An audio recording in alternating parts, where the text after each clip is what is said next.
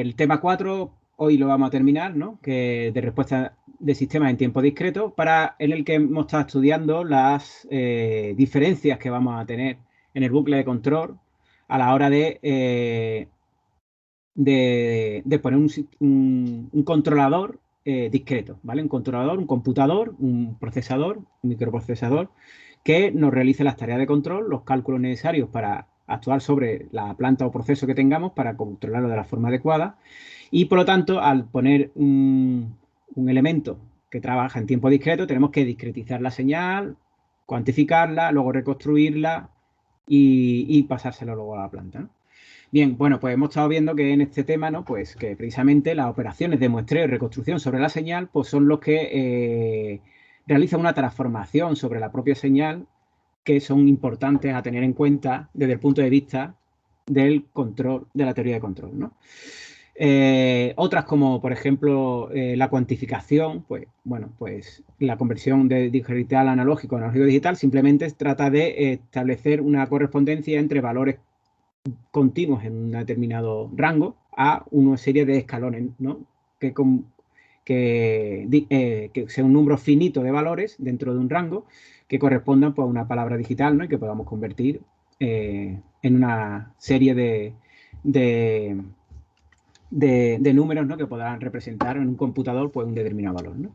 Bien, bueno, pues ya lo último que estuvimos viendo en la clase anterior fue la función de transferencia de pulsos. Es decir, en tiempo discreto vimos cómo podemos trabajar con una función de transferencia, igual que en tiempo continuo, pero con una función de transferencia de pulsos porque puede relacionar las muestras, solo las muestras, que es donde se tiene información, ¿no? De la señal a la salida con la de la entrada. ¿De acuerdo? Por lo tanto, podemos establecer esa función de transferencia, esa relación entre la entrada y la salida en los instantes de muestreo y obtener una función de transferencia, que no siempre se puede obtener. Como ya estuvimos viendo con algunas situaciones y variantes, es posible que no pudiera obtenerse una función de transferencia.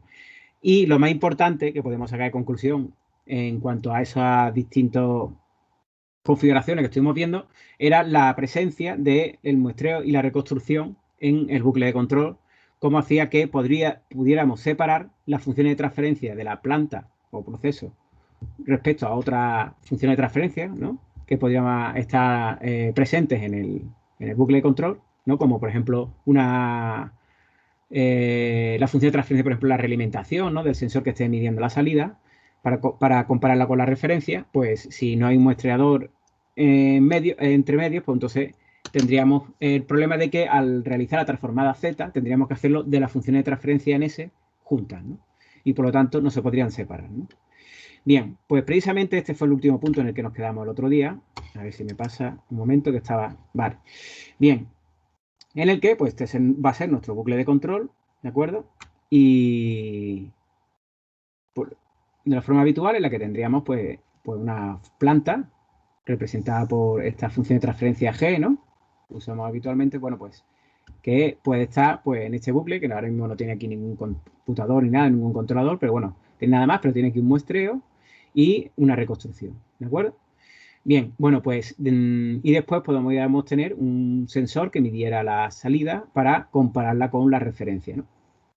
Y podría tener una función de transferencia y en este bucle de control nosotros en tiempo discreto podríamos establecer una función de transferencia de pulsos en el que pues sería esta la función de transferencia de bucle cerrado, que como hablamos también, pues aquí veis, ¿no? El caso en que no hay muestrador entre la planta y el sensor, por lo tanto la transformada Z de GH se tiene que hacer de forma conjunta, ¿de acuerdo?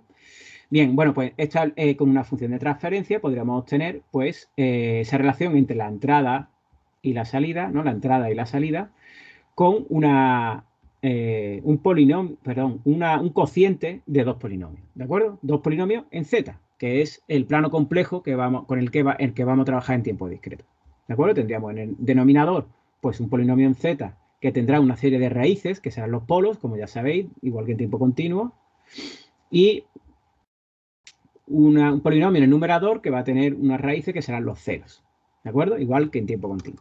Bien, como ya hemos estado hablando antes también en tiempo discreto, pues evidentemente después de estar trabajando en tiempo continuo en el plano S durante mucho tiempo, ¿no? Que lo había hecho la asignatura de segundo de automática básica y en parte de esta asignatura con ese primer tema de control analógico, ¿vale?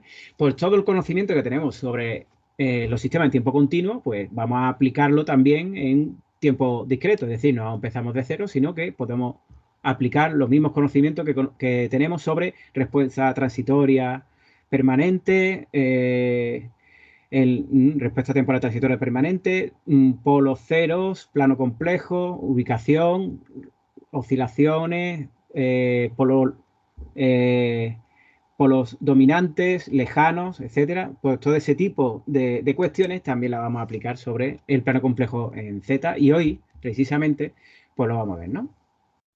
Bien, bueno, pues para obtener la respuesta, por ejemplo, la respuesta temporal, ¿no? Haríamos una transformada inversa, en este caso de Z, ¿no? No de Laplace, como en el caso de tiempo continuo, sino de Z, pero el procedimiento sería el idéntico.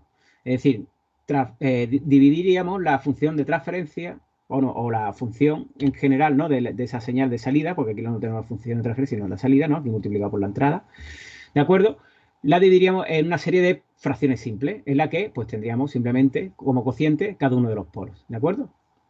Y se trataría de calcular estos numeradores, que como ya vimos, pues se obtenía particularizando pues esa función de transferencia en cada uno de los polos y viendo el resultado, ¿no? Y nos quedaría también un residuo ahí en el que tendríamos pues una parte de la señal, ¿no? Que no correspondería a los polos del propio sistema, ¿no? Bien, bueno, pues esta sería la respuesta temporal en la que la respuesta transitoria se debe a la dinámica de la propia planta o proceso, es decir, a los propios polos del sistema, ¿de acuerdo?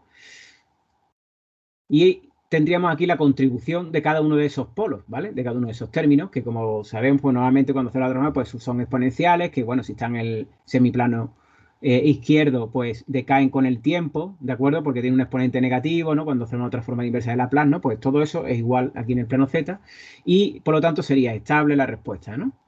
¿De acuerdo? Y el término que tenemos aquí, residual que vemos aquí, este CRZ, ¿no? Pues se corresponde con la respuesta permanente, ¿no? Que pues también va a depender, evidentemente, de qué tipo de entrada se ha aplicado, ¿de acuerdo? Muy bien, bueno, pues por lo tanto, lo primero que vamos a ver hoy y que es una parte importante, ¿no? De este final del tema, en el que vamos a ver el semapeo entre el plano S y Z. Bien, es decir, nosotros conocemos el plano S y tenemos mucho conocimiento sobre cómo la dinámica del sistema se refleja en un plano complejo como el plano S, pues todo lo que conocemos de ese plano de tiempo continuo, pues cómo se correspondería al plano Z para que podamos utilizar pues, esos mismos conocimientos, ¿no? Cuando trabajamos con un sistema en tiempo discreto. Bien, como ya sabemos y como hemos visto a través de la transformada estrellada, ¿no? Pues la relación entre las variables complejas S y Z lo podemos estar relacionada a través de este mapeo, es decir, Z igual a E elevado a T por S. Bien, bueno, pues por lo tanto, si nosotros conocemos cómo son los polos en el plano S, pues podríamos simplemente con una transformación como esta que tenemos aquí, con esta exponencial, saber dónde están los polos en el plano Z, ¿vale? Es decir, si nosotros tenemos un polo, ¿no? En el plano S que tiene una determinada parte real y otra imaginaria, pues en el plano Z sería esta exponencial, ¿de acuerdo? Que si lo dividimos en parte real y parte imaginaria, pues por la parte real tendríamos esta parte real de el aporte de la parte real, ¿no? Correspondiente en el plano S, y la parte imaginaria de J omega T, ¿vale? Como ya sabemos, al muestrear, pues, obtenemos una multiplicidad en frecuencia. Como ya vimos, ¿no? En el plano complejo S se nos aparecería una serie de polos, ¿no? Esto se debe a que, claro, en frecuencia teníamos esa multiplicidad de la señal que al muestrear pues tendríamos reproducciones múltiples de la señal en otras frecuencias, ¿no? Esta sería la parte negativa de la frecuencia en esta transformada de Fourier, ¿no? Y esto sería pues esa multiplicidad que también se explica en el tiempo que es verdad que antes creo que no lo he dicho en otros momentos del tema, de la lección, que también desde el punto de vista de la señal temporal lo veríamos también el sentido físico que tiene esa multiplicidad en frecuencia, porque nosotros, al hacer el muestreo, ¿de acuerdo? Y tener la señal discreta, lo que estamos haciendo es lo que siempre estamos hablando durante estos temas, ¿vale? De tiempo discreto. Lo que estamos haciendo es muestreando la señal y obteniendo unas muestras en cierto instante de muestreo, ¿no? Correspondiente con el periodo de muestreo, ¿no? Entonces, si esta señal original que tenemos en tiempo continuo, ¿de acuerdo? Está compuesto por una serie de frecuencias, ¿vale? Es decir, pues tiene unas componentes en frecuencia, omega 1, omega 2, omega, ¿no? Pues al muestrearlo, si veis, estamos haciendo unos cambios bruscos muy importantes en la señal, en la que de forma ideal serían estos impulsos, pero de forma real serían unos pulsos de duración muy pequeña, ¿de acuerdo? Y por lo tanto estamos obteniendo una señal que ciertamente tenga esa variación temporal de la señal analógica, pero que está haciendo unas conmutaciones, ¿no? Entre el momento del tiempo de muestreo con su amplitud desde señal nula, ¿no? Por lo tanto, unos cambios bruscos de frecuencia. Y por lo tanto, estamos incluyendo en ese espectro en frecuencia que pudiera tener la señal que hablábamos antes, pues muchas más frecuencias debido a estos cambios bruscos en la señal, en una señal temporal que está cambiando de forma brusca en la cercanía de los tiempos de muestreo. ¿De acuerdo? Entonces, eso hace que aparezcan más frecuencias, más componentes en frecuencia en la señal muestreada que pues se reflejan en esa multiplicidad que aparece alrededor de la señal original. ¿De acuerdo? Ya vimos también, evidentemente, que hay que cumplir el tiempo de muestreo y que también veremos que es importante en cuanto al plano Z, ¿no? Bien, bueno, pues como estábamos hablando,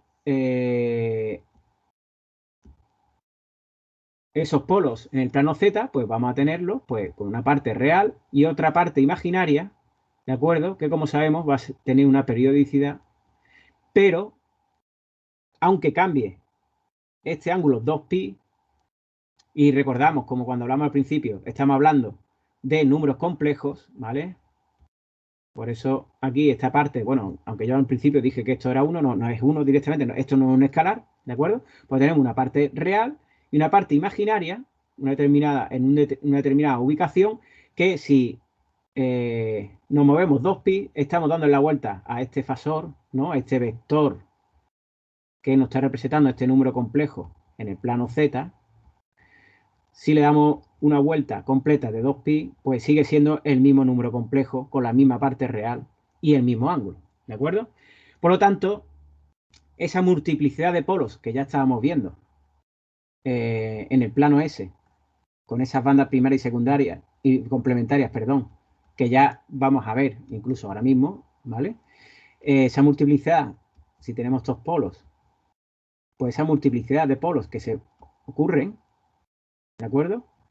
Y van subiendo esa multiplicidad, todos estos polos, esta multiplicidad se representan en una única posición en el plano Z.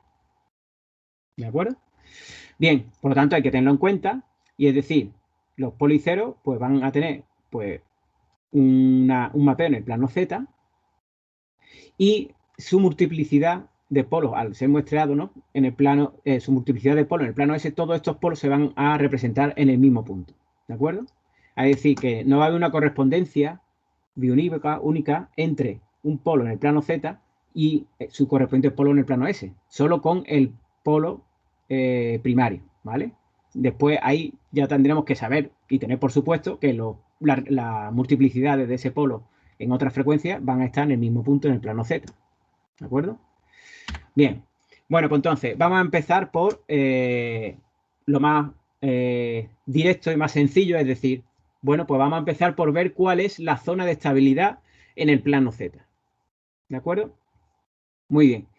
Como ya sabemos, en el plano S, el plano S, la parte de estabilidad está representada por el semiplano izquierdo, es decir, donde los polos tienen parte real negativa, ¿vale? Que si hacemos la transformada inversa de Laplace, pues serán exponenciales que decaen con el tiempo y por lo tanto desaparecen y eso pues nos lleva a una respuesta estable, ¿no? ¿De acuerdo? Bueno, pues en un sistema en tiempo discreto, lineal invariante en el tiempo, ¿no? Pues también serán estables en una zona determinada en el que podamos hacer esa transformación de ese semiplano izquierdo. Pues ese semiplano izquierdo en el plano Z, según esa transformación, siguiendo esa transformación, se nos mapea en el círculo unidad, ¿vale? Esta, por lo tanto, ahora en el plano Z, para que en un sistema lineal invariante en el tiempo sea estable, debe tener sus polos y ceros dentro del círculo unidad. ¿De acuerdo? Bien, ese es pues, el primer resultado importante en cuanto a empezar a conocer el plano Z, ¿no? Que es lo que vamos a tratar de ver hoy. Bien, bueno, pues ya lo hemos visto a grosso modo cuál es la parte de estabilidad. Bueno, pues vamos a ver dónde están realmente los polos, ¿no? Cuando hablamos, por ejemplo, de polo rápido, lento, polo lejano, polo complejo, ¿vale? Pues ¿dónde están también los polos en el plano Z? Bueno, pues si hacemos esa transformación también en el plano, entre el plano S y el Z, podemos ver dónde se ubican los polos, ¿no? Bueno, pues en un primer polo, y lo ponemos aquí, donde está 1, sería S igual a 0, ¿de acuerdo? Un polo en S igual a 0, ¿qué sería? Un integrador, ¿no? Exactamente, muy bien. Exactamente, un integrador. Tiene su nombre característico. Es decir, fijaros lo importante que el integrador, ¿no? Ya lo sabemos, ¿no? Del tema 2. Los integradores, pues, es el tipo del sistema y por lo tanto nos definen el régimen permanente, qué tipo de error puede tener el sistema, ¿vale? Bueno, pues este punto en S igual a 0 se nos mapea en el plano Z. Si hacemos esa transformación de Z igual a elevado a TS, se nos mapea aquí, en Z igual a 1. Por lo tanto, ¿qué podríamos decir de los integradores en tiempo discreto? Los integradores en tiempo discreto van a estar en Z igual a 1. Muy importante. Es decir, cuando hablemos de PID, control PID, pues control PID en tiempo discreto, los integradores pues van a estar en Z igual a 1. ¿De acuerdo? Bien, eso lo vamos a ver ahora. Luego, si incrementamos, por ejemplo, esos polos, ¿no?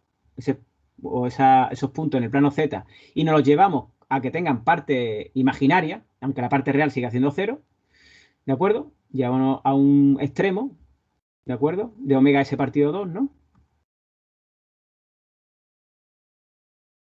Llevándonos al límite de la banda primaria, ¿de acuerdo? Que es donde estarán los polos y la multiplicidad estarán en las bandas complementarias, no nos interesa, nos interesan los polos principales, ¿no? Bien, pues esa trayectoria de entre 1 a 2 y 1 a 5, bueno, de 1 a 2, vamos a empezar por 1 a 2, ¿vale? Es precisamente todo este arco desde un extremo hasta el otro, como aquí lo tenemos, del círculo unidad. Es decir, todos estos puntos del eje imaginario hasta j omega s partido 2 nos llevan desde el punto 1 hasta el punto 2 siguiendo el círculo unidad. ¿De acuerdo? Desde un extremo al otro. Bien, vamos a ver qué ocurre si esos polos, pues le ponemos parte real y nos llevamos pues al infinito. Bien, pues si hacemos eso, haciendo la transformación, veremos cómo esos polos en el plano Z, pues polos o puntos en el plano complejo Z, se nos lleva hasta Z igual a 0. ¿Vale? Bien, si ahora la parte imaginaria nos la llevamos de tener parte positiva a parte negativa, ese punto en el plano Z sigue estando en Z igual a 0. Fijaros que los puntos, pues el 3, todo el camino de trayectoria de 3 a 4 se queda en Z igual a 0. ¿Vale? En el infinito. Bueno, pues ahí tenemos una primera conclusión, ¿no? Si queremos polos lejanos, como hablamos cuando estamos en el plano complejo S en tiempo continuo, ¿no? Decimos, vamos a poner los polos lejos, ¿no? ¿Por qué razón no podemos poner lejos? Para que no afecten a la respuesta, ¿no? Aquí en el plano Z, ¿dónde estarían esos polos lejanos? Si queremos alejar los polos. En z igual a 0, ¿no? Tendríamos que acercarlo exactamente hacia 0, ¿vale? Tendríamos los polos por aquí, lo tendríamos que acercar hacia 0. Muy bien. Bueno, y ahora, si del punto 4, que es en el que estábamos, pues le reducimos la parte real hacia hasta hacerla 0 y quedarnos justo en el eje imaginario, esa trayectoria de 4 a 5 es precisamente toda esta círculo unidad hasta el punto 1. ¿Vale? Bien, pues esa sería toda esa trayectoria entre los puntos en el plano complejo S, 1, 2, 3, 4 y 5, cómo se mapea en el plano complejo Z, 1, 2, 3, 4 y 5, ¿no? Y vuelta al 1. ¿Vale? Se mapean en el círculo unidad, pero fijaros en qué forma se mapean. ¿Vale? Bien. Bueno, pues ya vemos cosas importantes como, por ejemplo, donde tenemos un integrador. Donde tendremos los integradores en tiempo discreto. ¿Vale? Que lo veremos incluso ahora más adelante. Y donde tendremos el infinito. ¿Vale? El infinito, ¿no? La parte real negativa infinita, mientras más lejos lo más posible, estaría acercándonos hacia el z igual a 0. ¿De acuerdo? Bien. Perdona, Sí. Ricardo, una duda. Sí. Del 2 al 3, ¿por qué no está como justo en la línea de... O sea, está como un poquillo por encima, ¿no? Del eje. ¿De qué? Ah, vale. Bueno, es un Eso. poco a modo de representación para que se vea. Bien, ¿vale? No está por encima, sería el eje. Lo que pasa es que no se notaría bien la representación. Es que, claro, la cuestión está en que en la trayectoria de 2 a 3 y de 4 a 5 está sobre el propio eje z negativo. ¿Vale? Es para que se vea Vale, esa vale, sí. diferencia, ¿vale? Sí, ok, ¿De gracias. acuerdo? Bien, bueno, pues vamos a ver polos concretos, ¿de acuerdo? Polos concretos, ¿no? Vamos a empezar por el mismo que ya conocemos. Es igual a 0. Ya hemos dicho que va a estar donde tenemos z igual a 1, ¿vale? El integrador. Integrador tiempo continuo, tiempo discreto, ¿no? Si un polo en el origen, ¿no? Pues en tiempo discreto en z igual a 1. Bien.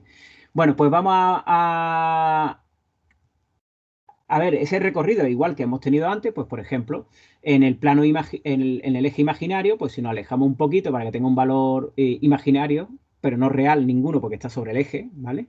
Pues esos puntos 6 lo vamos a tener sobre el propio círculo unidad, ¿no? Que es lo que hemos hablado antes, ¿no? Y si nos llevamos el 6 hasta el límite, pues lo tendríamos pues llevando esta trayectoria, ¿vale? ¿De acuerdo? Bien, bueno, por otro lado, pues polos que están en la parte, si los polos empiezan a tener, pues parte real, ¿de acuerdo? Como todo esto que estamos viendo aquí, ¿vale? Pues todos los tenemos dentro del círculo unidad. Fijaros cómo tenemos el 7, el 8 y el 3 y el 2, ¿vale? El 3 y el 2 que están sobre el propio eje real, no tienen parte imaginaria, pues aquí tampoco tienen parte imaginaria, ¿vale? Y están dentro del círculo de unidad, es decir, son polos, parte real negativa, pues son estables. Y como son estables, en el plano S están en el semiplano izquierdo y en el plano Z están dentro del círculo de unidad. ¿De acuerdo? Si nos vamos y tendríamos puntos fuera de la zona de estabilidad, es decir, en el semiplano derecho, ¿vale? Pues esos polos van a estar fuera del círculo de unidad. Por lo tanto, fuera del círculo de unidad son polo cero inestable. ¿De acuerdo?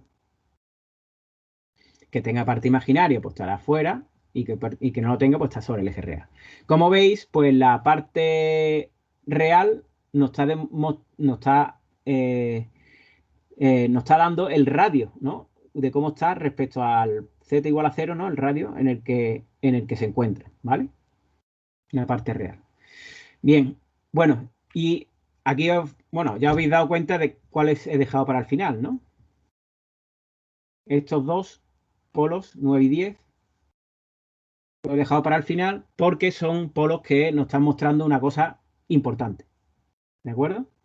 Una, una cuestión importante. Por ejemplo, lo estáis viendo ahora mismo, reconocéis por qué me he dejado esto para el final y digo que son especiales. Os doy una pista. Están al borde de la banda primaria. ¿De acuerdo? Bien, ya lo hemos visto antes. Al borde de la banda primaria, esos polos van a estar en la parte del eje Z negativo, dentro del círculo unidad, o bueno, fuera si estuvieran en la parte positiva, ¿no? En el semiplano derecho, ¿vale? Bien, pues estos polos que nos están marcando aquí la frontera entre la banda primaria y las complementarias, son importantes porque cuando veamos polos aquí, pues nos estarían indicando que podemos empezar a incumplir el teorema de muestreo. ¿De acuerdo?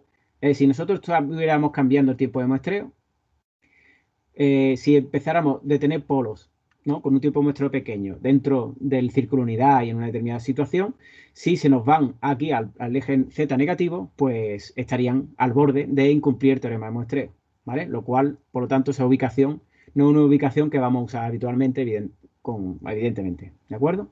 Podemos repetir por qué están al borde de incumplir el teorema de muestreo. Sí, porque como ya vimos, la multiplicidad de los polos, pues la banda primaria, y además lo vamos a ver mejor incluso después, ¿no? Si no tuviéramos los polos aquí dentro, bueno, está después de esto. Bien, si nosotros tenemos los polos principales están aquí al borde, ¿vale? Pues la multiplicidad está en las bandas complementarias, pero si nos los pasamos, la banda complementaria y el polo principal está fuera, la multiplicidad estarán, pues, en función de la frecuencia, pues, en las bandas complementarias y también habrá una que se multiplique que está aquí dentro, ¿vale? Y por lo tanto, este polo no sería el principal, sino que sería uno de los secundarios de los que de multiplicidad en frecuencia. Es decir, en esa situación estaríamos en una en la que tendríamos solapamiento. Perdón, ahí lo dibujo bastante mal, pero bueno, sería algo así, ¿vale? Que se incumple el teorema de muestreo. ¿De acuerdo? Esa situación. Vale. Bueno, ahora lo vemos más claro, ¿vale? No te preocupes. Bien, bueno, pues entonces, ya viendo la localización y cómo sería, pues está claro que, pues bueno, viendo ejemplos, pues si nosotros, por ejemplo, en una situación concreta, pues tenemos polos, ¿no? En esto estamos representando, por ejemplo, como está viendo aquí arriba, ¿no? Tenía un 0 en Z igual a 0, ¿de acuerdo? Y polos, y un polo, ¿vale? Bueno, pues ese polo, si ese polo está fuera del círculo unidad, evidentemente la respuesta temporal, como todos sabemos, ¿no? Pues será inestable, ¿no? Ahí lo tenemos, como la amplitud va creciendo con el tiempo. Bien, en el caso de que fuera por la parte negativa de Z, bueno, pues las muestras cambiarían de signo entre un instante de muestra y otro, ¿no? Y le daría una señal, pues una respuesta temporal, una señal que no es adecuada, ¿de acuerdo? Bien, bueno, precisamente, ¿no? Si ese polo está justo en el límite del círculo unidad, pues tendríamos una señal cuya amplitud se mantiene en el tiempo, ¿vale? Y en el caso que estuviera dentro, pues se desvanece con el tiempo y por lo tanto es estable, ¿de acuerdo?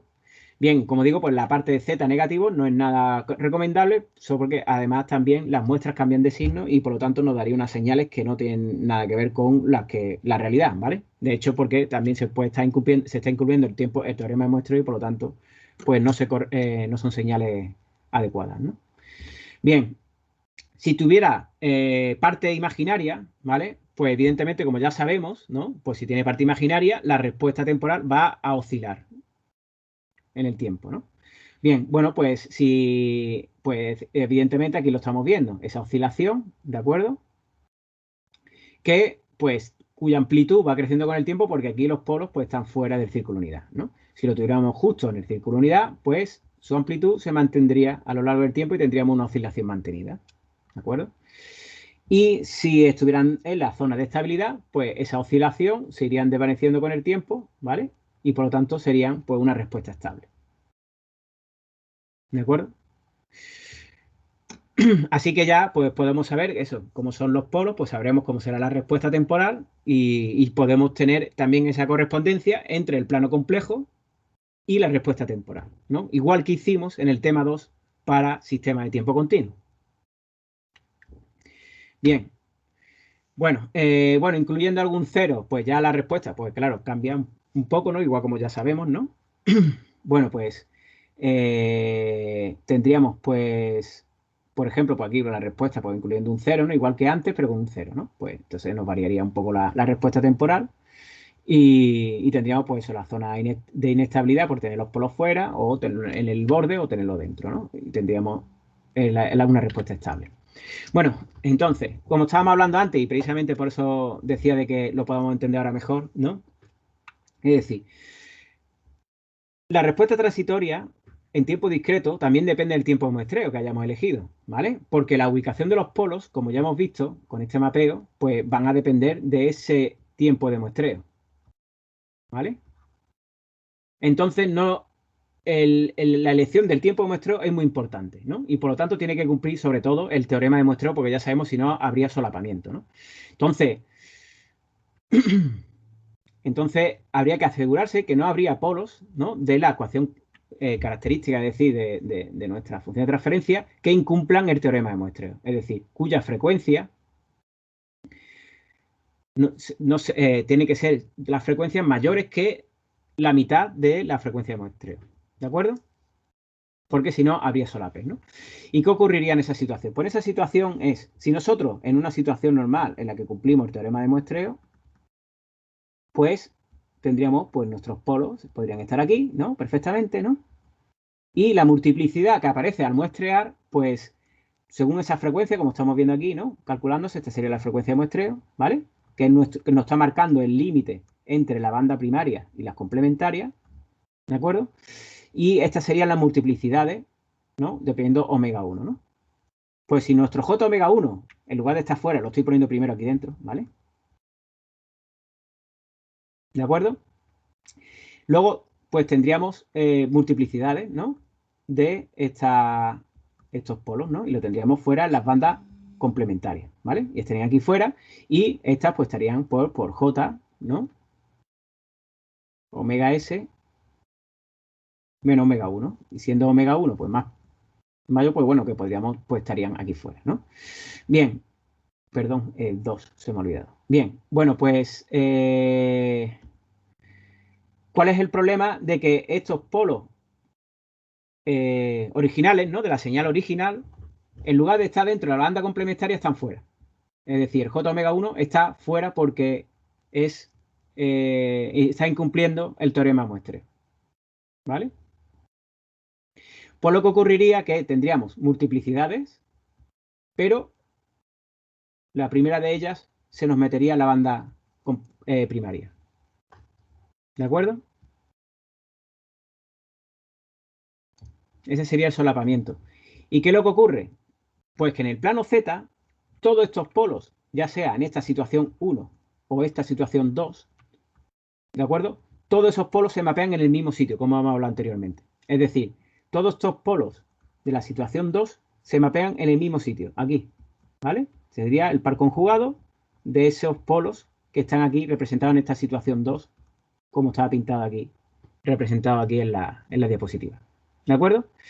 Bien, entonces, si se incumple el teorema de muestreo, como están todos los polos aquí, nosotros no sabemos, no podemos saber por la ubicación del polo, que no podemos saber si se está incumpliendo o no el teorema de muestreo. ¿De acuerdo? Sí, lo que podemos saber el ángulo que forma con el eje real z positivo es omega s menos omega 1 por t. ¿Vale? Ese es el valor que tiene. Pero si estamos incumpliendo el teorema de muestreo, pues tendríamos que comprobarlo. Omega S, ¿qué era? Omega s es la frecuencia de muestreo. Bueno, Es decir, el tiempo de muestreo, ¿de acuerdo? ¿No? Es la inversa, es 2pi partido omega s.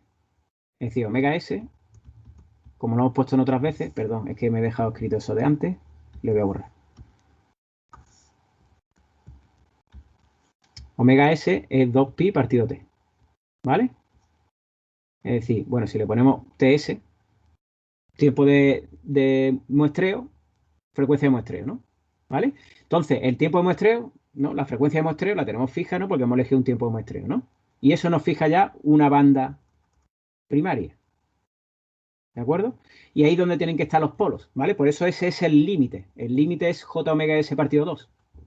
¿Vale? Porque están j omega s partido 2 a la parte positiva y negativa, ¿vale? Y ahí deberían estar los polos de nuestro sistema. Si estuvieran fuera, ocurriría lo que tenemos aquí, que el polo original de la señal está fuera y aquí lo que tenemos es una multiplicidad. Por lo tanto, se están solapando, ¿no? Estaría ocurriendo lo que ya hemos visto varias veces, que es que tendríamos la señal y la multiplicidad en frecuencia pues se están solapando con la señal original. ¿De acuerdo? Bien, por eso hay que tener cuidado con el tiempo de muestreo, ¿no? Y en el plano Z no vamos a ver esa multiplicidad de polos porque todos los polos están en el mismo sitio, como ya hemos visto antes, ¿no? Bueno, bien, pues vamos a ver qué ocurre con la respuesta transitoria y permanente, ¿de acuerdo? En tiempo discreto. Bueno, como ya sabemos, de tiempo continuo, ¿no? Evidentemente, pues la respuesta transitoria en un sistema de segundo orden, que siempre tratamos de estudiar sistemas de segundo orden o cuya hipótesis de segundo orden se cumplan, es decir, tenga un par de polos dominantes, que siempre estamos buscando, ¿de acuerdo? Es porque vamos a tener una respuesta temporal cuyos parámetros de la respuesta pues vamos a poder corresponder con la función de transferencia o los polos de la función de transferencia que nos van a determinar pues ese tipo de respuesta, ¿no? Si es subamortiguada, si está oscilando, con qué oscilación y con qué frecuencia está oscilando y podríamos determinar esos parámetros en función de los polos tal como se ubican en el plano complejo, ya que viene determinado por estos parámetros, ¿no? Bueno, pues entonces en el sistema de línea de invariante en el tiempo, en tiempo discreto, pues también estos parámetros de coeficiente de amortiguamiento y frecuencia natural no amortiguada también nos van a ubicar polos en el plano Z que, de los que podamos extraer cómo va a ser la respuesta temporal. O sea, vamos a ver una correspondencia entre los polos que están en el plano Z y la respuesta temporal, ¿de acuerdo? Y en esa parte transitoria de la respuesta, antes de que se estabilice pues a la referencia, pues podamos determinar pues, perdón, el pico, ¿no? O las características de la respuesta, ¿no? Y su tiempo de establecimiento para cumplir unas especificaciones de control, ¿no? Como ya tuvimos en el tema de control analógico, en el tema 2, ¿no? Bien, por lo tanto, en el plano S, si acordáis, pues cuando ponemos las restricciones, pues que nosotros ponemos son de tiempo de establecimiento, de sobreoscilación y demás, ¿no? Pues nos salen unas rectas y unas curvas. Bueno, en este caso no son curvas, ¿no? Pero ahora en plano en el plano Z sí. Bueno, pues unas rectas, ¿no? Que nos dividen el plano en dos zonas, ¿no? Las que cumplen o no incumplen una determinada especificación, ¿no? Esas curvas, esas rectas, se corresponden a las rectas que ocupan un lugar geométrico en el plano complejo y nos determinan, por ejemplo, pues una determinada sobreoscilación, ¿no? Como por ejemplo una sobreoscilación constante, como ya sabemos, sería una recta que partiendo de S igual a 0, pues tiene un determinado ángulo, ¿vale? Y tienen el mismo coeficiente de amortiguamiento. Y, por ejemplo, con omega n, bueno, eso sí que son curvas, que eran unas curvas así, ¿de acuerdo? O la de tiempo de establecimiento, que es una recta, ¿vale? En el que tendríamos una parte real constante, ¿vale? Bueno, pues este lugares geométricos en el plano complejo, ¿no? En este caso, en el plano complejo S, bueno, pues en el plano complejo Z también lo podemos determinar con esa transformación con la que hemos visto cómo se ubican los polos, ¿no? Los puntos del plano complejo S al Z, ¿no? Ese mapeo, ¿no? Bueno, pues si nosotros cogemos el plano complejo S, ¿no? Y vemos, ¿no? Por ejemplo, ese lugar geométrico de donde están todos los puntos que tienen un coeficiente de amortiguamiento igual, ¿no? Pues sería esa recta que comentábamos anteriormente. Bueno, pues si la transformamos al plano complejo Z, tendríamos una curva de este estilo. ¿De acuerdo? Bien, entonces, los lugares geométricos de coeficiente de amortiguamiento constante van a ser curvas. ¿De acuerdo? Y van a ser curvas como estas que vemos aquí, bueno, que ya están aquí representadas, curvas para distintos coeficientes de amortiguamiento, ¿vale? Y serán curvas de este estilo. Entonces, cuando estamos en un plano, estamos trabajando en el plano complejo Z, pues cuando pongamos el grid, pues nos aparecerán curvas como esas, punteadas, ¿no? Igual que nos aparecían en S, pues en Z también lo podemos utilizar. Bien, con otras diferentes. Por ejemplo, para la frecuencia la frecuencia amortiguada por nuestro sistema omega d, pues tendríamos, pues en el plano S son líneas paralelas al eje real, ¿vale? Pues en el plano Z, pues serán como las líneas de psi constante en S, ¿vale? Es decir, serían rectas que partiendo de Z igual a 0, ¿no? Pues tienen un determinado ángulo y ese ángulo pues depende de esa frecuencia y por el tiempo de muestreo. La frecuencia de la señal por el tiempo de muestreo, ¿no? Sería ese ángulo. Bien. Bueno, por otro lado, si estimados, por ejemplo, para el tiempo de establecimiento, que sí utilizamos bastante en el tiempo como especificación de control, ¿no? Como ya sabemos, pues serían los que tienen lugares geométricos que tienen una parte real constante, ¿vale? Como ya sabemos, ¿no? El tiempo de establecimiento es aproximadamente, esto no hay que olvidarlo, pues por ejemplo el criterio de 2%, 4 partido sigma. De ahí viene esa recta, ¿no? Pero esto es aproximado, como ya sabemos, esta especificación, ¿no? Es aproximada, ¿no? De que todos esos puntos en esa línea, pues el tiempo de establecimiento es constante. Sí que es constante, evidentemente, la parte real, ¿vale? Bueno, pues si esto lo transformamos al plano Z, pues esa recta paralela al eje imaginario, pues en el plano Z, como es evidente, se nos mapea en círculos concéntricos al círculo unidad. Si ese círculo tiene una parte imaginaria positiva, pues ese círculo concéntrico con el círculo unidad, ¿no? Pues va a estar fuera del círculo unidad, ¿no? Como esta que vemos aquí, ¿no? ¿Vale? Y los que tienen una parte real negativa, pues van a estar dentro del círculo unidad y por lo tanto va a ser estable, evidentemente. ¿De acuerdo? Bien, pues ese sería el lugar geométrico de los puntos que tienen una parte real constante. Bien, bueno, pues entonces cuando tengamos un plano complejo Z y pongamos el grid, nos aparecerá algo como esto, con coeficiente de amortiguamiento o frecuencia natural no amortiguada, ¿vale? Constante, ¿vale? Todo esto están en función, evidentemente, del tiempo de muestreo, ¿no? Que también, pues, depende de qué tiempo de muestreo estemos utilizando. Pues entonces veríamos curvas de este estilo, ¿no? Y cuando lo pongamos alguno como restricción, de la misma forma en RLTool, como hemos hecho en tiempo continuo, pues nos aparecerán curvas también delimitando la zona que cumple o no cumple la restricción. ¿De acuerdo? Por lo tanto, podemos trabajar de forma similar que en tiempo continuo, pero sabiendo ya que el lugar de la raíz es diferente y las curvas, pues también bien lo van a ser. Bueno. Bien, en cuanto a la respuesta permanente, ¿no? La respuesta permanente es muy importante, ¿no? Porque nos va a establecer cuál es la precisión de nuestro sistema controlado en el que vamos a poder alcanzar o no la consigna, ¿vale? O tener un determinado error. Bueno, pues en un sistema de control en tiempo discreto, ¿vale? Lineal, ¿no? Pues lo que vamos a tratar de ver, pues para ver en régimen permanente qué valores va a tener, pues es precisamente estudiar qué ocurre en esa señal de error.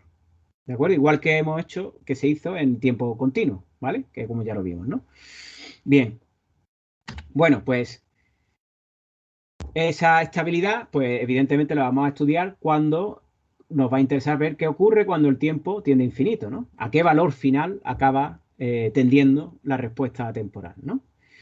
Bueno, pues claro, en tiempo discreto, si tenemos discretizada la señal, ¿no? Con esa estrella, ¿no? Que sería E de KT, pues K tiende a infinito, ¿no? En este caso, en lugar de tiempo, K, ¿no? K por T, T mayúscula de TS de tiempo de muestreo, K, pues es K en la que tiende a infinito, ¿no?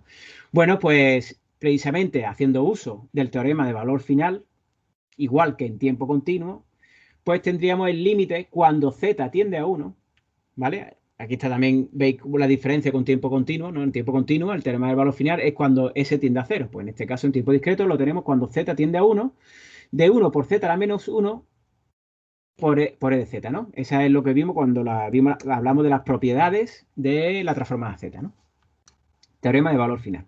Bueno, pues entonces, si hacemos este límite del error, cuando Z tiende a 1, pues ya sabremos a qué tiende el error, ¿vale? Y podremos determinar qué valor va a tener en tiempo, en régimen permanente, y por lo tanto podemos calcular incluso los errores que podría cometer en régimen permanente. Bueno, la señal de error, pues si partimos de la función de transferencia en bucle cerrado, pues tendríamos que el error, ¿no?, es la referencia menos la salida, ¿no? Aquí la salida la hemos llamado B. Bueno, aquí está como C. Bueno, da igual, ¿no? La referencia es menos la salida, ¿no? Y esa salida, pues sería...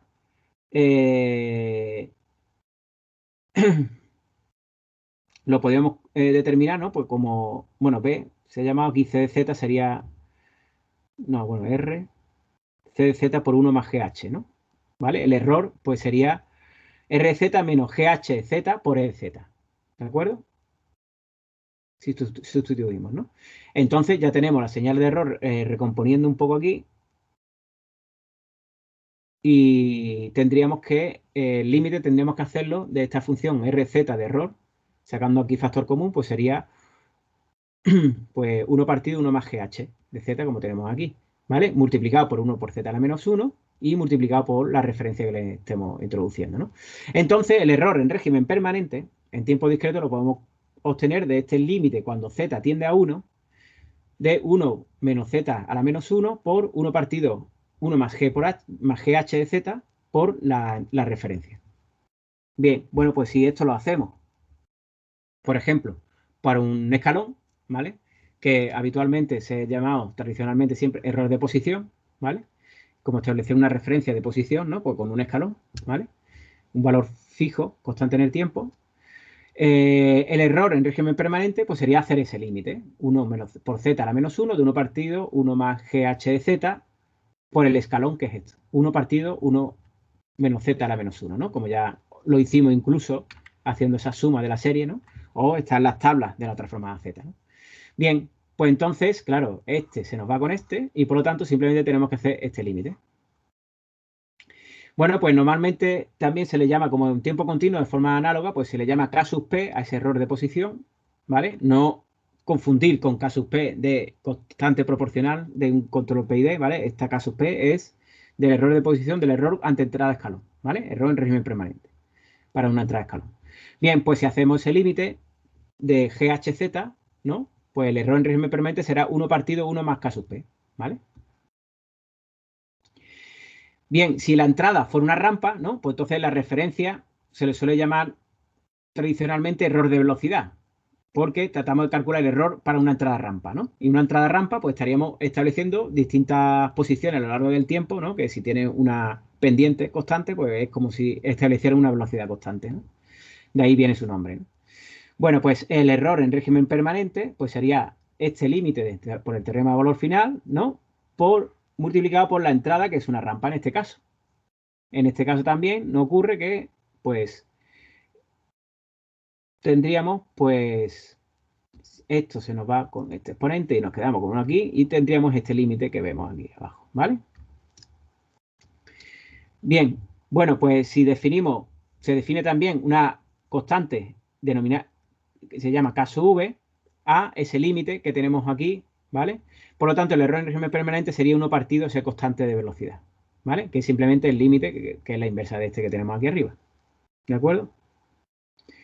Bien, la única diferencia es que aquí, claro, se ha multiplicado por z arriba y abajo para tener z menos 1, en lugar de un exponente negativo. Bien, bueno, pues entonces, obteniendo esos valores, pues podemos determinar y podemos tener claro que precisamente la presencia de integradores nos van a determinar el tipo de sistema y por lo tanto el error en régimen permanente. Los integradores, como antes hemos visto, aquí en tiempo discreto en plano z, están en z igual a 1. ¿De acuerdo? Por lo tanto, cuando veamos en nuestra función de transferencia en tiempo discreto que tenemos polos en z igual a 1, ¿vale? O un número determinado, ¿de acuerdo? Podemos determinar que tenemos un sistema de tipo n y eso nos va a indicar qué tipo de error en régimen permanente vamos a tener, de la misma forma que en tiempo continuo.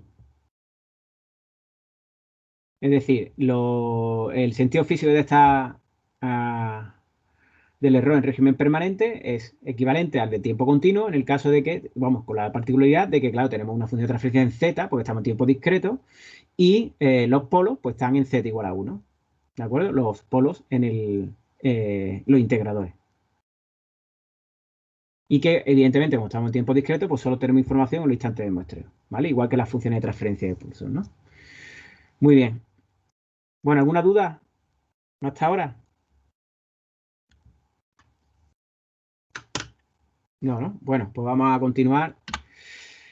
Bueno, pues entonces, como hemos visto ese teorema de valor final y viendo las constantes, estas constantes que nos definen el error en régimen permanente y viendo que lo más importante en cuanto a establecernos qué nivel de error vamos a tener en régimen permanente van a ser los integradores, ¿no? Es decir, el tipo del sistema, ¿vale? Los polos en z igual a 1, insisto. Bien, bueno, pues dependiendo del tipo de sistema, pues tendremos un determinado tipo de error. Igual que en tiempo continuo. Si veis, la tabla es exactamente igual. Es decir, para sistema de tipo 0, para una entrada eh, tipo escalón, vamos a tener un error finito, ¿vale? Si sistema de tipo 1, vamos a tener error nulo en régimen permanente por una entrada escalón. Pero en una entrada rampa, para un sistema de tipo 0 tendremos error infinito. Un sistema de tipo 1 para una entrada rampa va a tener un error finito y para que tengamos un error nulo para una entrada rampa, pues tendremos que llegar a un sistema tipo 2. ¿Vale? Pues de aquí ya estáis viendo que si hacemos un control en tiempo discreto, pues de la misma forma que en tiempo continuo ya hemos visto antes, pues para mejorar el error en régimen permanente, pues tenemos que aumentar el tipo de sistema, pues aquí en tiempo discreto, pues también. ¿De acuerdo? Exactamente igual. Muy bien. Bueno, pues esta sería el error en régimen permanente en función del tipo del sistema. Bueno, ahora vamos a estudiar un poco qué ocurre con la estabilidad de los sistemas en tiempo discreto. ¿De acuerdo? Y de ahí pues podremos sacar incluso alguna conclusión que nos pueda ser interesante. Bueno, pues como ya sabéis de tiempo continuo, evidentemente, hay métodos para estudiar las raíces de la ecuación característica. En este caso, la ecuación característica es un polinomio, evidentemente, en Z. Bien, la ecuación característica, bueno, pues esas raíces de la ecuación característica, es decir, esos polos nos van a determinar la estabilidad. Y todos esos polos en el plano Z tienen que estar dentro del círculo unidad, que es lo que acabamos de ver, ¿no? ¿De acuerdo? Bien. Bueno, pues para estudiar si todos esos polos pues, están dentro dentro del círculo unidad, evidentemente, sabiendo dónde están los polos, pues ya está, ya lo tenemos claro, ¿no? No hace falta hacer ningún tipo de cálculo más, ¿no? Pero si tuviéramos alguna parte de la función de transferencia, tuviéramos algún parámetro sin determinar, pues sí que tendríamos que utilizar algunas técnicas que nos sirvieran para determinar en qué parte de esos parámetros, qué valores deberían de tener para que fuera estable el sistema. Por ejemplo, en lugar de las raíces son cuando varía la ganancia. Pero, ¿y si podemos variar un polo del sistema a un cero? ¿No? Es decir, que tenemos una raíz que no tenemos determinada, ¿no? S más A, ¿de acuerdo? Pues este parámetro A también lo tenemos que estudiar y, por ejemplo, en lugar de las raíces no nos sirve, ¿vale? Pues tendríamos que utilizar otras herramientas, como por ejemplo el criterio de Ruth, que seguramente os acordáis, de tiempo continuo, ¿vale? En tiempo discreto, pues también se utiliza ese tipo de técnica, ¿vale? En el que se estudia los cambios de signo en la ecuación característica, ¿no? Para eso utiliza el criterio de Yuri, ¿no? En el que se utiliza, pues, se coge la ecuación característica, ¿vale? En Z, y se analiza esos coeficientes para ver si hay un cambio de signo, ¿vale? Tendríamos que tener, pues, los coeficientes positivos, ¿no? A su n debería ser positivo, ¿no? Bien, luego, pues, tendríamos que ir cumpliendo una serie de condiciones para que fuera estable. Es decir, que el polinomio evaluado en 1, pues, sea mayor que 0, y que el polinomio elevado en menos 1 multiplicado por menos 1 elevado a n, pues sea mayor que 0. Y se tienen que cumplir ambas condiciones y luego también tendríamos que construir pues una colección de parámetros, ¿vale? Calculado a partir de esos coeficientes del polinomio característico, en el que construiremos una tabla de este tipo, en el que iríamos pues poniendo los coeficientes, ¿vale? De potencias de z, ¿vale? En este caso, e iríamos calculando las siguientes líneas, ¿no? ¿De acuerdo? Iríamos pasando de una a otra y pues calculando los coeficientes pues en función de los valores anteriores, ¿no? Como estamos viendo aquí con las matrices, ¿no? ¿De acuerdo? Y así construiríamos pues una tabla y ahí tendríamos que analizar los cambios de signos para saber si las raíces de ese